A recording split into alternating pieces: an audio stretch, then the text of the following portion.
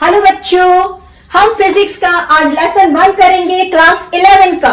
हम इसमें unit measurement, dimension, इसके एरर्स और सारी चीजों को कवर करते हुए आगे चलेंगे। हम नॉट ओनली टू एनसीईआरटी करेंगे बल्कि हम महाराष्ट्र स्टेट के भी क्वेश्चन आंसर्स करते हुए जाएंगे ताकि काफी अच्छे से आपका इस क्षेत्र में ज्ञान बढ़ सके। ओके, तो हम पहले इसमें सारे टॉपिक्स हेडिंग लिख लेते हैं और हर बार एक एक टॉपिक करेंगे with notes and with its question answer, और सारे JEE के कोशिश करेंगे JEE के नीट के क्वेश्चन आंसर्स को हम कवर करते चले। Okay, let's start the headings. Lesson 1 की हम हेडिंग्स कर रहे हैं। Number 1, physical quantity. हम इसमें पढ़ेंगे what is physical quantity. Physical quantity, हम इसके कैरेक्टरिस्टिक फीचर्स पढ़ेंगे। देन हम इसके पढ़ेंगे source of physical quantity, source of physical quantities. They are vector and scalar. Okay, अब इसके बाद हम पढ़ेंगे सोर्स के बाद में पढ़ेंगे types of physical quantity.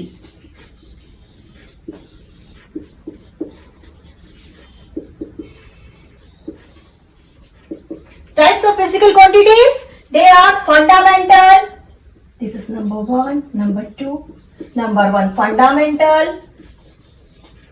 fundamental quantities and mental quantities and derived. Okay, हम फिजिकल क्वांटिटीज में क्या क्या पढ़ रहे हैं? सोर्स पढ़ रहे हैं, टाइप्स ऑफ फिजिकल क्वांटिटीज पढ़ रहे हैं। नाउ जब फंडामेंटल क्वांटिटीज और डेराइव्ड क्वांटिटीज को मिलाकर एक पूरा सिस्टम डेवलप होता है तो हम पढ़ेंगे system of unit. Now our unit is start. What is it? System of unit. हम इसे क्वेश्चन आंसर्स के फॉर्म में तैयार करते जाएंगे। एक एक टॉपिक को as a notes, as a answer हम तैयार करेंगे। सिस्टम ऑफ यूनिट्स पहले 3 तरीके के थे, बाद में एक ऐसा यूनिट आया। हम इन तीनों को भी एक हल्का सा सरसरी पढ़ते हुए जाएंगे। MKS, CGS, FPS and finally SI system. Very important system जो लेटेस्ट है, जो आजकल इन दिनों हम यूज कर रहे हैं। ओके, तो हम पढ़ेंगे सिस्टम ऑफ यूनिट्स। इस समय हम जब फंडामेंटल यूनिट्स पढ़ेंगे तो हम 7 बेसिक फंडामेंटल यूनिट्स की डेफिनेशंस भी करते हुए जाएंगे। ओके, अब हम इसके बाद पढ़ेंगे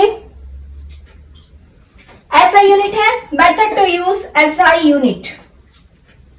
SI यूनिट में हम पढ़ेंगे method to use and convention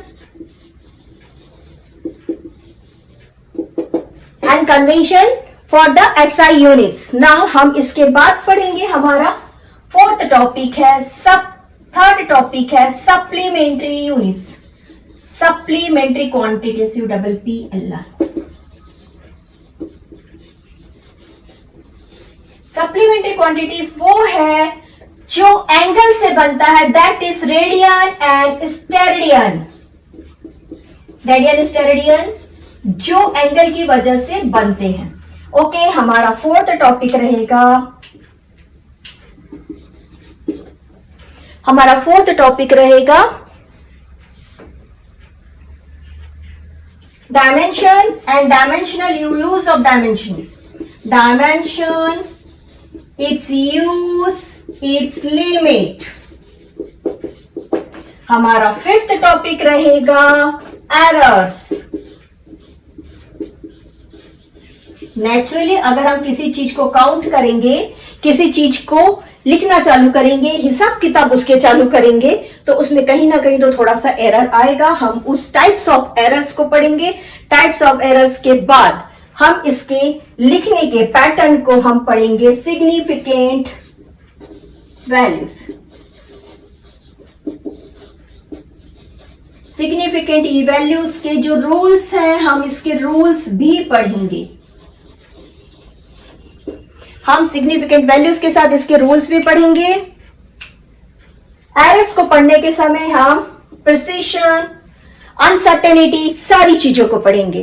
तो अब हम चालू करते हैं topic number 1, physical quantity. Okay, we are doing physical quantity. Our first topic begins now, physical quantity. What is physical quantity and its characteristic feature? Write down the question. What is physical quantity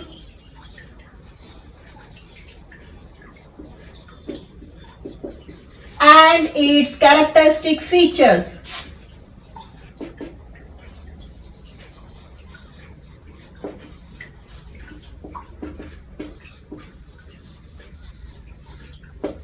What is physical quantity and its characteristic feature? First of all, definition कहिए या इसका first point कहिए।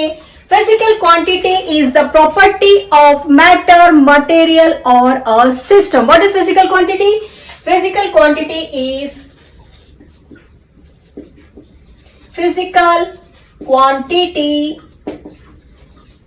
is the property of matter, material और system. किसी system को जिस quantity से, किसी मैटर को जिस क्वांटिटी से हम बताते हैं, सपोज हमारा मैटर कोई ऑब्जेक्ट है, हमको उसके बारे में क्या बताना है, हमको उसका मास बताना है। अगर हमारे पास कोई एक रिबन है, हमको उसका लेंथ बताना है, तो हम जो ये प्रॉपर्टीज को बताते हैं, हम ये जो प्रॉपर्टीज को बताते हैं और जिस मीडियम से बताते हैं, they are known as the physical quantity. Okay, our second point is its definition. By the physical quantity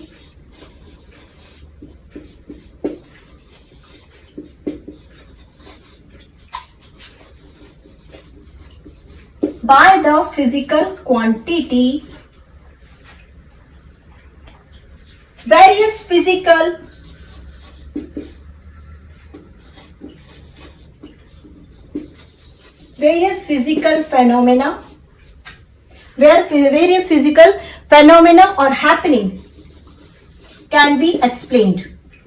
Happening can be explained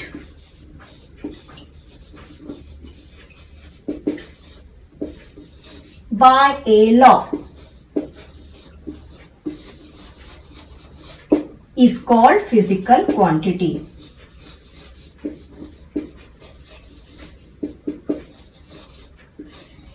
इसे आप इसका डेफिनेशन भी कह सकते हैं। Okay, by the physical quantity various physical happening.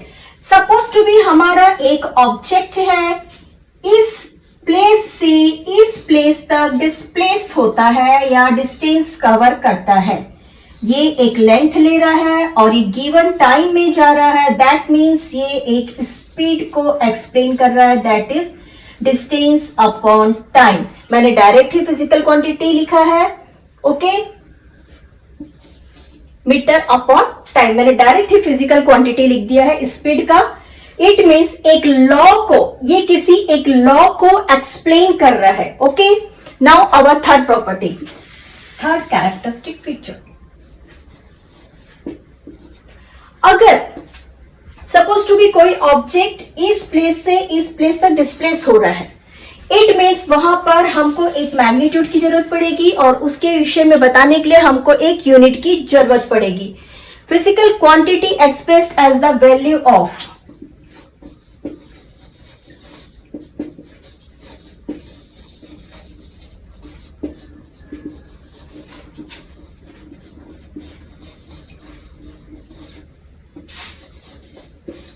expressed as the value of the magnitude, value of the result of the multiplying. Okay, as the value of the result of multiplying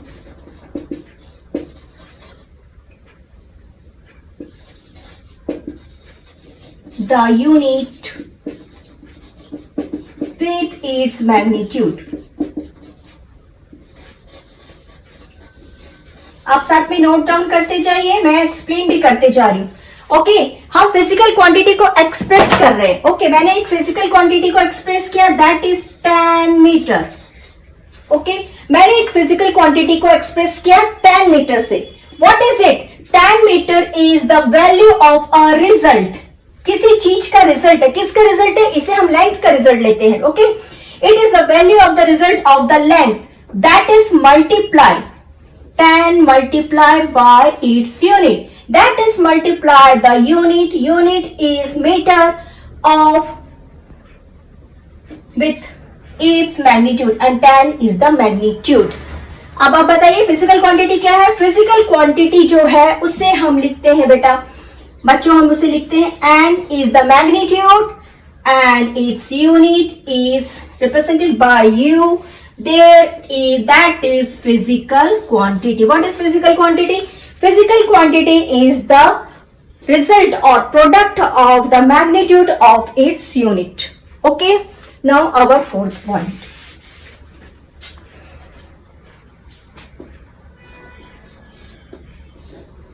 देखिए यहाँ पे हमने इसके physical quantity क्या चीज है हमने पढ़ा, फिजिकल क्वांटिटी का डेफिनेशन पढ़ा। अब हम फिजिकल क्वांटिटी का एक फॉर्मूला पढ़ रहे हैं। Physical quantity is equals to magnitude multiply by its unit. Okay, हमने इसका एक फॉर्मूला भी तैयार कर लिया। अब होता यह है कि जो फिजिकल क्वांटिटी है, अगर हम किसी एक प्रॉपर कहना चाहिए फिजिक्स, किसी एक प्रॉपर फंडामेंटल यूनिट, हम किसी प्रॉपर फंडामेंटल यूनिट की मेजरमेंट लेते हैं। सपोज मैंने लिया 1 किलोमीटर, फिर मैं नोटिस करती हूं कि मुझे इसे मीटर में कन्वर्ट करना है, तो ये हो जाता है 1000 मीटर। फिर मैं इसे सेंटीमीटर में बदलना चाहती हूँ, तो ये हो जाता है डैश, और फिर मैं इसे मिलीमीटर में बदलती हूँ। सपोज मैं इधर जाती हूँ तो और भी कुछ चेंजेस मुझे मिलते जाते हैं। बट जब हम इसे नोटिस करते हैं तो हमको क्या होता है, ये मिलता है एक यूनिट। ये हो गया इसका मैग्नीट्यूड, ये हो गया मैग्नीट्यूड और ये हो गया यूनिट, ये हो गया मैग्नीट्यूड और ये हो गया unit. This time magnitude 1, unit 1 का मैग्नीट्यूड ये था, यूनिट 2 का मैग्नीट्यूड ये था, यूनिट 3 का मैग्नीट्यूड ये था। तो हमने क्या नोटिस किया? हमने ये नोटिस किया कि जो n1 u1 है, n2 u2 है और n3 u3 है, ये सिमिलर है। दैट इज, अगर कोई चीज क्वांटिटी हमको सिमिलर मिल रही है, इट मींस वो क्या है, वो एक कांस्टेंट है। तो हम इसे इस तरीके से लिखेंगे। Okay, while expressing definite values of physical quantities, while expressing the definite quantities, definite quantities, definite amount लिखते हैं, definite amount of physical quantities। हम नोटिस क्या कर रहे हैं, जब हम इसको एक डेफिनेट अमाउंट में हम इसको लिख रहे हैं, ओके, तो हम ये नोटिस कर रहे हैं कि अगर हमने चेंजेस किया physical quantity, change of unit, change its magnitude। अगर हम यूनिट को चेंज करते हैं, इट मींस इसका मैग्नीट्यूड भी चेंज हो जाता है। ओके, क्या हो रहा है, व्हाइल एक्सप्रेसिंग डेफिनेट अमाउंट, अगर मैं 1 किलोमीटर लेती हूं और उसके बाद में मैं उसे मीटर में कन्वर्ट करती हूँ, उसके बाद में सेंटीमीटर में कन्वर्ट करती हूँ, तो मैं क्या करती हूँ, अगर चेंज ऑफ यूनिट, अगर मैं यूनिट को चेंज कर रही हूँ तो उसका मैग्नीट्यूड भी चेंज होता है, change with its magnitude. But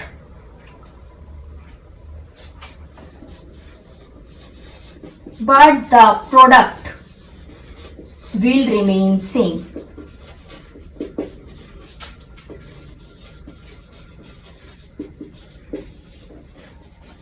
हम इसे क्यों will remain same लिखते हैं? सपोज मैंने लिखा 1 किलोमीटर इक्वल्स टू मैंने लिखा 1000 मीटर। ये दोनों किसकी इक्वल है? दोनों भी equal to the value of 1 है, दोनों भी इक्वल टू द, क्योंकि किलोमीटर और मीटर दोनों भी equal to the value of 1 है। ओके तो हमारा क्या है, फोर्थ पॉइंट हमारा क्या है, while expressing the definite amount. जब हम डेफिनेट अमाउंट को शो कर रहे हैं और हम इसके डेफिनेट अमाउंट का यूनिट चेंज करते हैं तो उसका मैग्नीट्यूड ऑटोमेटिकली चेंज हो जाता है। किलोमीटर से जब हमने मीटर किया तो 1 किलोमीटर था जो कि 1000 मीटर हो गया। It means NU equals to N1 U1 equals to N2 U2 equals to N3 U3। तो ये जब सिमिलर मिल रहा है हमको तो हम बोल सकते हैं that is known as constant, that is known as constant, हम इसको कांस्टेंट बोल सकते हैं।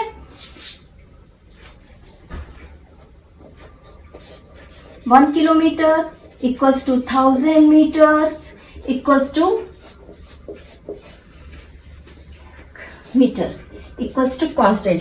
तो हम ऐसा भी लिख सकते हैं देयरफॉर अगर कांस्टेंट है तो n is inversely proportion to its unit. अब हमारा लास्ट पॉइंट क्या मिल रहा है हमको यहाँ पे कि magnitude of the unit is it's universally proportional. Write down. ये फर्स्ट पॉइंट आप लोग का लिखना हो गया हो तो मैं इसे मिटा रही हूं।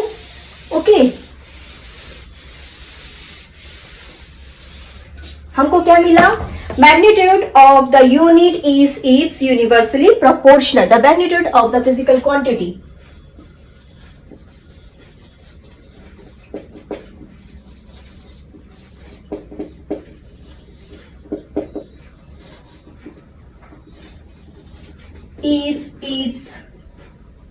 is inversely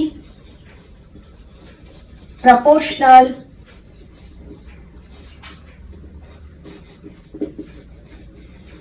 to its unit. Okay clear है आप लोग को यहां तक। नाउ आवर फिफ्थ पॉइंट, हम क्या पढ़ रहे हैं, हम पढ़ रहे हैं फिजिकल क्वांटिटी। हम क्या पढ़ रहे हैं, हम पढ़ रहे हैं फिजिकल क्वांटिटी का last characteristic feature, there are no physical quantity. Number 5, there are no physical quantity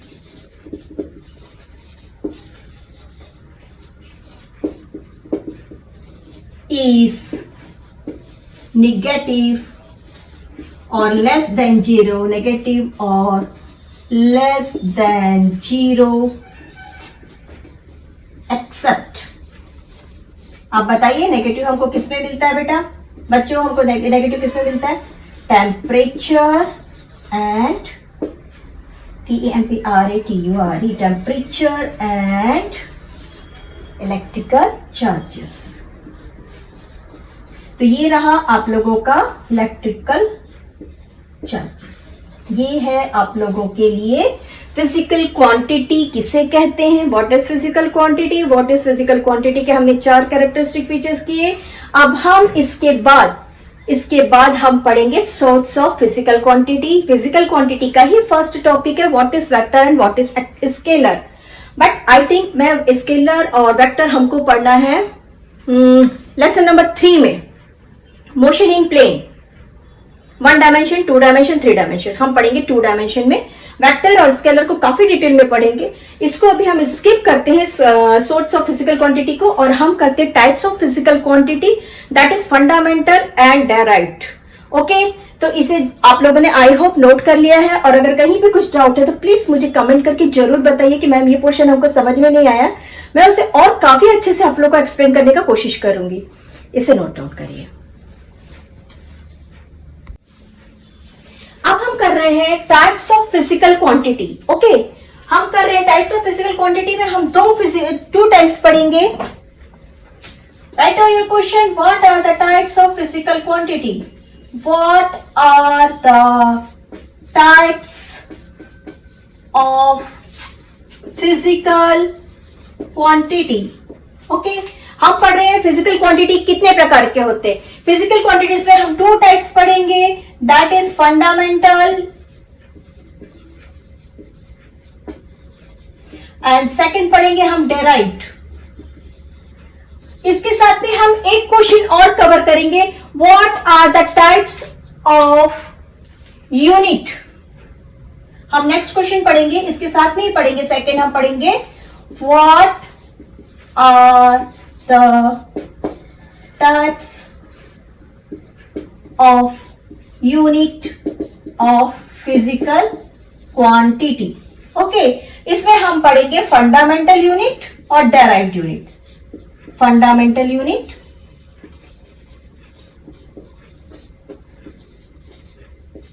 and second derived unit. मैं इसे एक्सप्लेन करने से पहले थोड़ा सा आप लोग को बताना चाहूंगी कि अगर हम एक मेजरमेंट लेते हैं किसी एक फंडामेंटल क्वांटिटी का, सपोज टू बी हमने ले लिया लेंथ और दूसरा हमने ले लिया टाइम। अभी हम इसे आगे पढ़ेंगे ये फंडामेंटल यूनिट ये फंडामेंटल क्वांटिटी क्यों है, और इसकी जो यूनिट है लेंथ की यूनिट है मीटर, ये फंडामेंटल यूनिट क्यों है, टाइम की यूनिट है सेकेंड्स, ये अभी हम पढ़ेंगे। देखो, अगर हमको किसी की लेंथ एक्सप्लेन करनी है, हमको इस डिस्टेंस ए से लेके बी तक की, अगर हमको लेंथ को एक्सप्लेन करना है कि ये एक ऑब्जेक्ट है यहां से यहां तक के मूवमेंट्स किया है, हम ओनली डिस्टेंस की बात कर रहे हैं। अगर हमको लेंथ को एक्सप्लेन करना है तो हमको किसी अदर क्वांटिटीज की जरूरत ही नहीं है। हम सिंपली लिख सकते हैं दैट इज 5 सेंटीमीटर, 10 सेंटीमीटर और 15 मीटर और 10 kilometre, anything that is related to length. Okay, अगर हम किसी टाइम के बारे में बात कर रहे हैं तो हमको टाइम को एक्सप्लेन करने के लिए कि हमने एक एक्स एक्सिस बनाया जिस पर हम टाइम रखते हैं, इस टाइम को एक्सप्लेन करने के लिए हमको इस टाइम को एक्सप्लेन करने के लिए किसी भी दूसरे क्वांटिटी की जरूरत नहीं है। इट मींस ऐसी क्वांटिटीज जिसको किसी की भी मदद की जरूरत नहीं है खुद को एक्सप्लेन करने के लिए, they are known as fundamental quantities. But अगर मान लो मैं स्पीड के विषय में बात करती हूँ, what is speed? Speed equals to distance upon time. Okay, speed को बताने के लिए, किसी स्पीड को बताने के लिए मुझे एक फंडामेंटल यूनिट लेंथ की जरूरत है, मुझे दूसरे फंडामेंटल यूनिट टाइम की जरूरत है। इट मीन्स स्पीड को एक्सप्लेन करने के लिए जब मुझे किसी फंडामेंटल यूनिट की जरूरत पड़े, फंडामेंटल क्वांटिटीज की जरूरत पड़े, तो उसे कहते हैं डेराइव्ड क्वांटिटीज, डेराइव्ड यूनिट्स। तो हम ये दो क्वेश्चन अभी कवर करेंगे, इसे मैं इरेज कर रही हूं, आप लोग क्वेश्चन लिख लीजिए। ओके, ठीक है, इसे मैं इरेज कर रही हूं। हम फर्स्ट टॉपिक चालू कर रहे हैं, फंडामेंटल क्वांटिटीज। आप लोगों ने दोनों क्वेश्चन आई होप लिख लिया है। नाउ आवर फर्स्ट टॉपिक, अभी यहां पर fundamental quantity.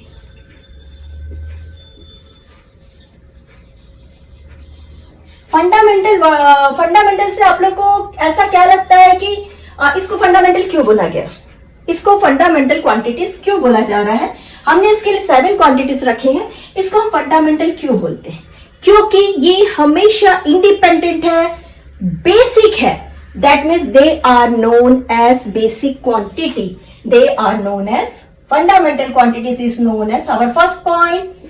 Fundamental quantity is known as, they are also known as base quantity. They are known as base quantity. They are known as elemental quantity. और कौन सी quantity जिसके नाम से इसे जाना जाता है? क्योंकि ये प्योर है, एब्सोल्यूट है, that is why also known as absolute quantities. यहां पर एक क्वेश्चन अराइज होता है कि हम फंडामेंटल क्वांटिटीज को, suppose to be fundamental quantities को नहीं बोलते, हम बोल देते लेंथ बोल देते हैं। लेंथ को एब्सोल्यूट क्वांटिटीज क्यों बोलते हैं? ओके, सेकंड्स को या टाइम को absolute, second is the unit, I am sorry, है ना, ये यूनिट है, तो हम टाइम को फंडामेंटल क्वांटिटीज क्यों बोलते हैं? एक क्वेश्चन अराइज होता है, इसका आंसर हमारे इसके कैरेक्टरिस्टिक फीचर्स में ही मिल जाएगा। Okay, they are also known as base quantity, elemental quantity and absolute quantity.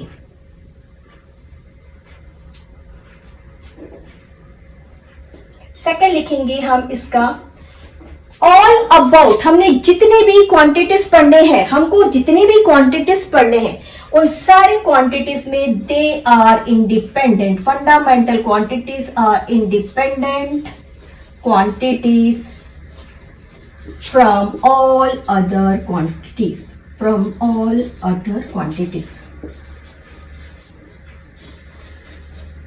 इसे लिखिए सेकेंड पॉइंट.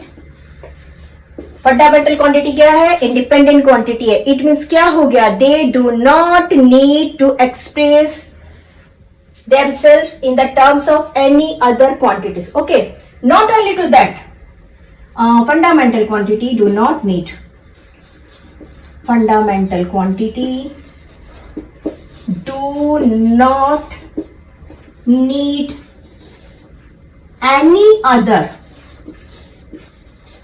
Fundamental quantity. ये किसी दूसरे फंडामेंटल क्वांटिटी की भी जरूरत नहीं है. इससे fundamental quantity do not need any other fundamental quantity to express itself. Length को बताने के लिए टाइम की जरूरत नहीं है, टाइम को बताने के लिए टेम्परेचर की जरूरत नहीं है, एम्पियर की जरूरत नहीं है. इट मीन्स फंडामेंटल क्वांटिटी को किसी दूसरे फंडामेंटल की जरूरत नहीं, नॉट और इसके साथ साथ उसे किसी डायरेक्ट क्वांटिटीज की भी जरूरत नहीं है. ओके, अब इसका 1 2 3 फोर्थ पॉइंट बताइए. फोर्थ पॉइंट क्या होना चाहिए? हमने अभी लिखा independent quantity from all other quantities. ठीक, हमने सेकंड क्या लिख दिया? इसको एक्सप्रेस करने के लिए किसी दूसरे क्वांटिटीज की जरूरत नहीं है.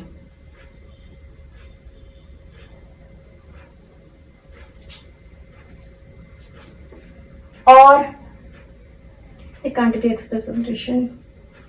ओके, अब हम यहाँ पे फोर्थ पॉइंट में लिख रहे हैं. यहां पर 7 बेसिक फंडामेंटल क्वांटिटी सिलेक्ट किए गए हैं. 7 basic fundamental quantity.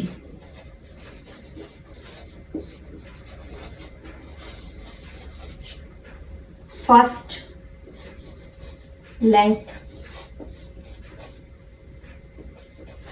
Second, time.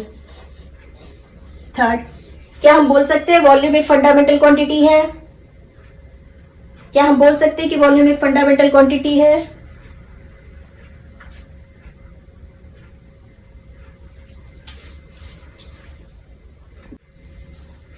Third है हमारा मास.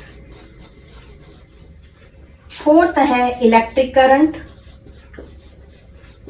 इसको अभी हम डायरेक्ट क्वांटिटीज पढ़ने के बाद हम इसको विद डेफिनेशन पढ़ेंगे. ओके, फोर्थ है हमारा इलेक्ट्रिक करंट, CURRENT.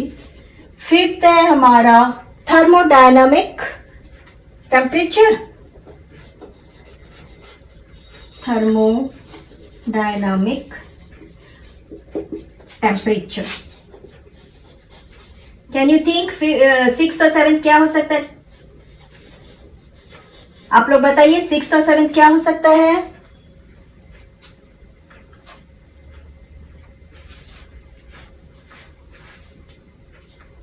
ये हमारे केमिस्ट्री से है. अमाउंट ऑफ सब्सटेंस, जिसको हम मोल में काउंट करते हैं, amount of substance. And our seventh fundamental unit is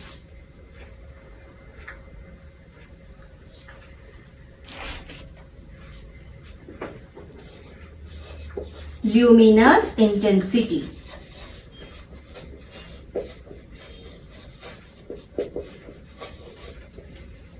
इसको आप नोट डाउन करिए. फंडामेंटल क्वांटिटी, आई होप आप लोगों ने यहां तक के लिख लिया है. फिर से एक बार, फंडामेंटल क्वांटिटी इंडिपेंडेंट क्वांटिटी है, also known as base quantity, elemental quantity, absolute quantity. इसको अपने आप को एक्सप्रेस करने के लिए ना किसी डेराइव्ड क्वांटिटी की जरूरत है और ना ही किसी अदर फंडामेंटल क्वांटिटीज की जरूरत है. हमने हमारे 7 बेसिक फंडामेंटल क्वांटिटीज पढ़ी है, पढ़ेंगे. Length, time, mass, electric current, thermodynamic temperature, Kelvin, is it? Okay, amount of substance and luminous intensity. Note down कर लिया होगा आई होप आप लोगों ने. अब हम स्टार्ट कर रहे हैं डायराइव्ड क्वांटिटी. डायरेक्ट क्वांटिटी नहीं, हम करते हैं fundamental unit. Okay, fundamental unit का chief and basic characteristic feature, fundamental unit जो है वो बहुत इजीली अवेलेबल होना चाहिए, जिसे कोई भी इजीली यूज कर सकता है। हम क्या इजीली यूज कर सकते हैं बच्चों? हम अभी यूज करते हैं स्केल, हम स्केल यूज करते हैं। ओके, तो ऐसे यूनिट्स, ऐसा यूनिट जिसको हम इजीली यूज कर सकते हैं, और इसका फर्स्ट है फंडामेंटल यूनिट को हम स्टैंडर्ड यूनिट कहते हैं, also known as standard unit. First point हो गया, write down what is fundamental unit. Fundamental units are also known as the standard unit. Second characteristic features इसका ये है कि ये इनवेरिएबल होनी चाहिए। इजीली अवेलेबल तो मैंने बोल दिया, चलो इजीली अवेलेबल ही लिख लेते। Easily available for all one, हर किसी के लिए ये इजीली अवेलेबल होनी चाहिए। और थर्ड हम करते हैं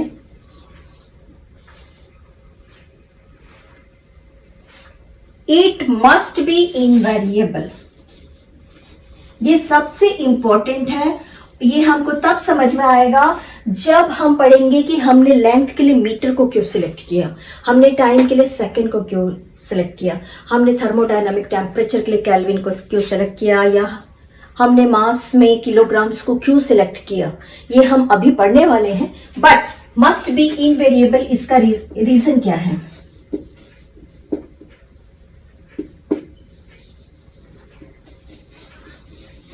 मस्ट बी इनवेरिएबल। पहले समय में क्या होता था कि यहां से लेके यहां तक के मेजर करने के लिए लोग एक पूरा हाथ लेते थे, ऐसे हाथ से नापते थे ना, इसे हाथ से नापते थे, और या फिर एल्बो से, यहाँ की अपना एल्बो लेते थे और यहाँ तक के हाथ होता था उनका, और यहाँ से अपना टॉप फिंगर वहां तक के ये लोग ऐसा इस लेंथ को नापते थे। कई बार ऐसा होता था कि ये अपना पूरा फुट को लेते थे और बोलते थे 1 फुट, ऐसा मेजर करते थे। उस समय क्या होता था, किसी का पैर छोटा है, किसी का हाथ बड़ा है, and so on so on so on. उसकी वजह से जो मेजरमेंट था वो काफी तकलीफदायक हो रहा था, जिसके लिए फिर स्टैंडर्ड यूनिट को लाया गया। And standard unit easily available है सबके लिए, मस्ट बी इनवेरिएबल है। और इसका फोर्थ पॉइंट है, अगर प्लेस चेंज कर दे, टेम्परेचर चेंज कर दे, एटमॉस्फेयर चेंज कर दे, किसी भी चीज को अगर हम चेंज कर देते हैं, हम इन सब चीजों को चेंज कर देते हैं, तो जो हमारा स्टैंडर्ड यूनिट है वो चेंज नहीं होगा। अगर आप हिल में जाएंगे और आप एक स्केल लेके जाते हैं, अगर आप एक स्केल लेके जाते हैं, इट मींस किसी पहाड़ पर भी इस स्केल का मेजरमेंट सेम रहेगा। अगर आप किसी ओशन में डेप्थ में भी जाते हैं तो मेजरमेंट सेम रहेगा। अगर आप अर्थ के किसी पोल पे जाते हैं तो भी मेजरमेंट सेम रहेगा। एंड सो आप कहीं अर्थ के किसी भी कोने पे घूम रहे हैं तो इसका जो मेजरमेंट है वो चेंज नहीं होगा। यानी हमने जिसको एक बार तय कर लिया कि ये स्टैंडर्ड यूनिट है, इट मीन्स ये स्टैंडर्ड यूनिट ही रहेगा। तो हम इसको लिखते हैं, standard unit should not be change with the time place, should not be changed with the time, place or time, place or temperature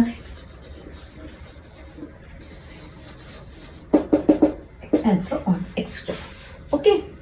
अब हम स्टैंडर्ड फंडामेंटल यूनिट हो गया, फंडामेंटल क्वांटिटी हो गया। Now we are doing derived units and derived quantities. We are doing derived unit and derived quantities.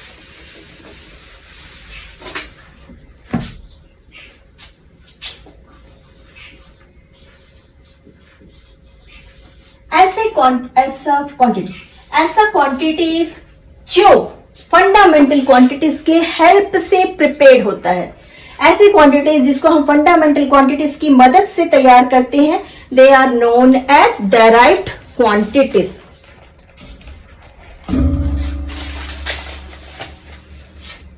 Derived quantities का definition लिखिए। Definition, what is derived quantities का definition है, direct quantities वो quantities है जो fundamental quantities के suitable multiplication और division और एडिशन से हमें मिलता है। Now what is definition? Direct quantities are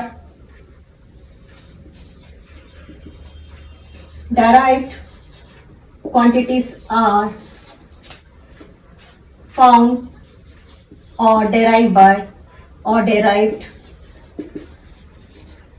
with the suitable multiplication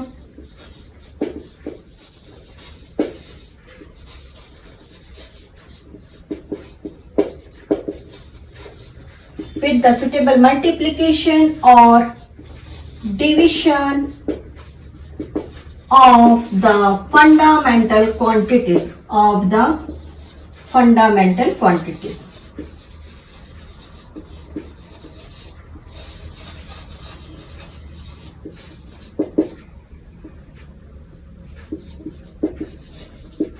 okay क्या है इसका डेफिनेशन बताइए? मैं चेंज करती हूँ, ब्लैक पे आ जाती हूँ। ओके बताइए इसका डेफिनेशन क्या है? डेराइव्ड क्वांटिटीज वो क्वांटिटीज है जो फंडामेंटल क्वांटिटीज जो हमें मिलता है कि किसी सुटेबल मल्टीप्लीकेशन और division of the fundamental quantities. हमारे पास एक फंडामेंटल क्वांटिटीज है लेंथ, हमारे पास दूसरा फंडामेंटल क्वांटिटीज है टाइम। ठीक, अगर मेरा ऑब्जेक्ट एक डिस्टेंस कवर करता है, वो एक सुटेबल लेंथ लेता है, एक सुटेबल टाइम में डिस्टेंस कवर कर रहा है, इट मींस ये हमें बता रहा है स्पीड। सो हम बोल सकते हैं speed is the derived quantities. Speed is a derived quantities but length is सोलेली अलग से। अगर अकेले है तो फंडामेंटल क्वांटिटी है, टाइम एक फंडामेंटल क्वांटिटी है, it means the division of the fundamental quantities provide us the speed. Okay, but length को एक्सप्लेन करने के लिए किसी दूसरे फंडामेंटल की जरूरत नहीं है, टाइम के लिए जरूरत नहीं है, स्पीड के लिए हमको दो फंडामेंटल क्वांटिटीज चाहिए, वेलोसिटी के लिए डिस्प्लेसमेंट। हमने ये जो डिस्प्लेसमेंट सिलेक्ट किया है, डिस्प्लेसमेंट की जरूरत है, that is known as length, और हमको एक टाइम की जरूरत है, that is known as second, metre upon second. अब हम यहीं पे थोड़ा सा आगे पढ़ लेते हैं व्हाट इज डेराइव्ड यूनिट्स। अब हम साथ में पढ़ लेते हैं डेराइव्ड यूनिट। ओके, इसके बाद हम डिफरेंस फॉर्म में एक क्वेश्चन और अटेम्प्ट कर लेंगे जिससे हमको बहुत अच्छे तरीके से याद हो जाए कि फंडामेंटल क्वांटिटीज और डेराइव्ड क्वांटिटीज के बीच में डिफरेंसेस क्या है, फंडामेंटल यूनिट और डेराइव्ड यूनिट के बीच में डिफरेंसेस क्या है। हम साथ में दो क्वेश्चन कर लेते हैं इसके बाद में, और फिर हम नेक्स्ट पार्ट में करेंगे सिस्टम ऑफ यूनिट। जो फंडामेंटल क्वांटिटी और डायरेक्ट क्वांटिटी को जब हम आपस में मिला देते हैं तो हम एक सिस्टम तैयार करते हैं, that is known as system of unit. Okay, अभी हम इसमें साथ में पढ़ लेते हैं, इसका तो हमने डेफिनेशन कर ही लिया है, अब हम कर लेते हैं इसका यूनिट, डिराइव्ड यूनिट। जब हम किसी डिराइव्ड क्वांटिटीज को, सपोज हम स्पीड ले रहे हैं, speed equals to length distance, that is distance upon time। Distance upon time में जब हम डिस्टेंस का यूनिट मीटर लेते हैं और हम टाइम का यूनिट सेकेंड्स लेते हैं, तो ये जो यूनिट डेराइव किया हमने, that is known as derived unit. What is the derived unit of speed? Metre upon second, that is written as metre second minus 1। Remember, metre upon second rarely और नहीं लिखा जाता है, मीटर सेकेंड माइनस 1 लिखा जाता है। हम इसे अभी सिग्निफिकेंट वैल्यू और इसके सारे कैरेक्टरिस्टिक फीचर्स जब हम पढ़ेंगे, method of use of, convention of, system of unit, ये सारी चीजें जब हम पढ़ना चालू करेंगे तो ये ऐसा क्यों लिखते हैं मैं इसे एक्सप्लेन करूंगी। आप लोग डेराइव्ड यूनिट लिख लीजिए, इसका डेफिनेशन हम डिफरेंसेस में चालू करते हैं, और अब इसके बाद में एक काम करूंगी कि आप लोग के नोट्स तैयार कर दूंगी और उसके बाद में आप लोग लिखते जाइए, मैं साथ में एक्सप्लेन करते जाऊंगी। अब हम पढ़ेंगे नेक्स्ट फिजिकल क्वांटिटी के फंडामेंटल क्वांटिटी और डायरेक्ट क्वांटिटीज के डिफरेंसेस पढ़ेंगे उसके बाद, और उसके बाद में हम यूनिट का एक सिंगल डिफरेंसेस पढ़ेंगे। ओके, हमारे इस पार्ट का final topic, differences between the fundamental quantities and direct quantities and between fundamental unit and direct unit. First point, fundamental unit is independent of all other quantity. Fundamental quantity is independent. हमने इसके characteristic features में already कर लिया है। Derived units, derived quantities are depend upon the fundamental quantities. Why? अगर हम speed लेते हैं, that is distance upon time.